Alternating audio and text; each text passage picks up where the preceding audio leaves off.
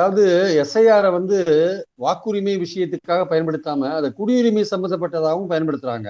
அதுதான் இதுல இருக்க ம், ஒரு சிக்கலா இருக்கு.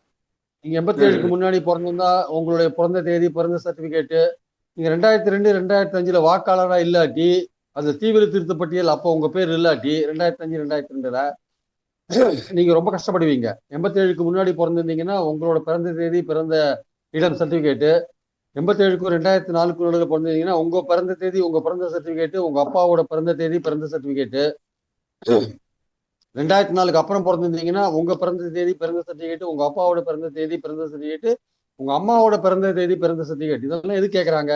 பிறந்த தேதி, பிறந்த இடம், பிறந்த தேதி, பிறந்த இடம் சர்டிபிகேட்.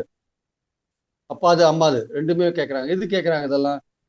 வாக்குரிமைக்கும் அதுக்கு என்ன சம்மந்தம் இருக்கு? பெற்றோர் பிறந்த இடத்துக்கும். ஸோ குடியுரிமையை செக் பண்றாங்க. ஸோ குடியுரிமையை செக் பண்ணும்போது பீகார்ல நாங்க ஊடுருவல்காரர்கள் எல்லாம் செக் பண்ணோம். நாங்க எத்தனை ஊடுருவல்காரர்களை கண்டுபிடிச்சாங்க பீகார்ல?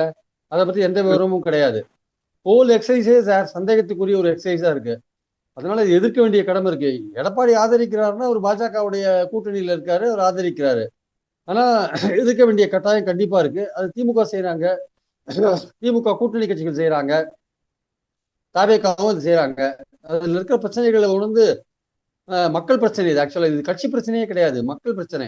மக்கள் வந்து ஒரு நியாயமான குடிமகன் வந்து நியாயமான ஒரு ஆள் வந்து வாக்காளரா இருக்கணும். அவன் வாக்காளர்ல இருந்து விடுபட்டான்னா அது வந்து ஜனநாயகத்துக்கு பேராபத்து.